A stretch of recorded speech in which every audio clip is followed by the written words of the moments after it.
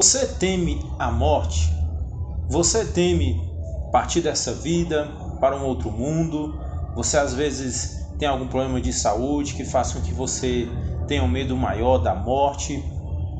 Bom, eu lembro do filme do Batman, o Cavaleiro das Trevas ressurge, em que ele pensa que está forte, que ele pensa que está bem, porque ele não teme mais a morte, mas o seu colega de prisão diz para ele que é justamente o contrário. O fato dele não temer a morte é que está enfraquecendo ele.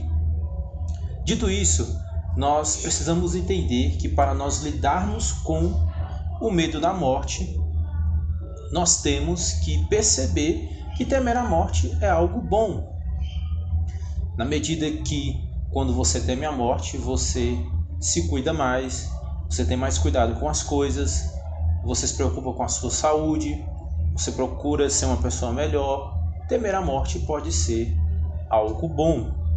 Em Apocalipse, capítulo 20, versículo 14, diz que a morte, usando a linguagem metafórica, e o inferno foram lançados no lago de fogo, e esta é a segunda morte.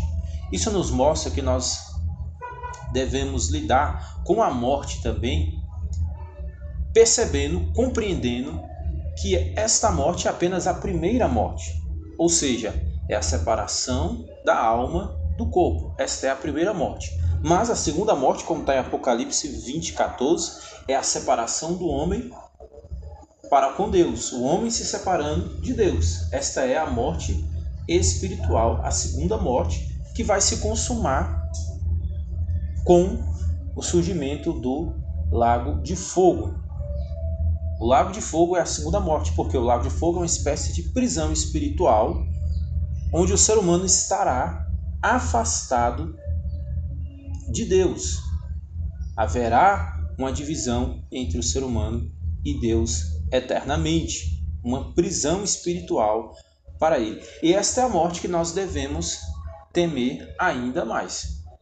Para nós lidarmos com o medo da morte, nós temos que ter em mente que temer a morte não é necessariamente algo ruim, e temos que ter em mente também que a principal morte não é essa, que essa morte é uma morte passageira, mas a verdadeira morte é a morte espiritual, é a separação do ser humano para com o seu Criador, para com Deus.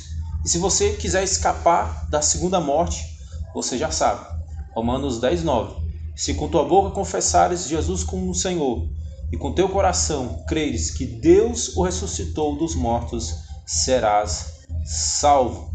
Jesus é a chave para nós escaparmos da condenação.